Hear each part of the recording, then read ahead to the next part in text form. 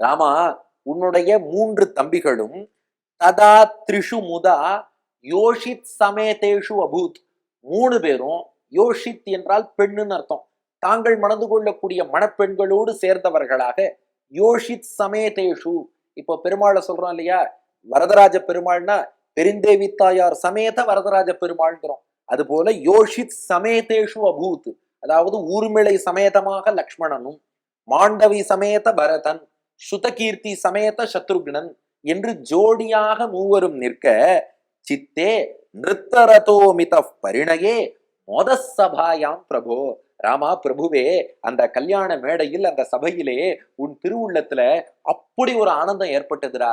ஏன்னா பெருமாளுக்கு தனக்கு ஒரு கல்யாண உற்சவம் நடந்ததுங்கிறதுக்காக மகிழ மாட்டார். பக்தர்கள் ஆனந்தமா இருக்கார்னா அந்த பக்தர்களுடைய ஆனந்தத்தை பார்த்து தான் எம்பெருமான் மகிழ்வான். அதுதான் அவனுக்கு ஆனந்தம். அதனால அப்படி உன் பக்தர்களை மகிழ்வித்து, ராமா நீ ஒரு புன்னகை செய்தாயே, அந்த புன்னகை எப்படி வந்ததாம், அந்த தம்பிகள் சந்தோஷமா திருக்கல்யாணம் பண்ணிட்டு இருக்கா, அதை பார்க்கும்போது ராமா உன்னுடைய திருவுள்ளத்திலே மகிழ்ச்சி பொங்குகிறது.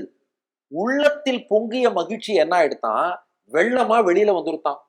உள்ளத்தில் இருக்கும் வெள்ளம் எது வழியா வெளியில வரும்னா திருவாய் வழியா தான் வெளியில வரும். அதுதான் புன்னகையாக வெளிவந்ததுங்கிறார். அந்த கவிநயத்தை பாருங்க.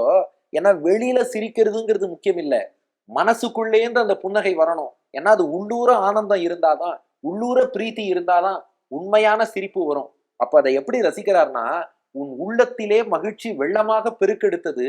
வெள்ளம்னா ஏதோ ஒரு வழியில வெளியில வந்தாகணும். உன் முகம் வழியாக புன்னகை என்னும் வழியிலே அந்த இன்ப வெள்ளம் வெளிவந்தது. தஸ்யேதம்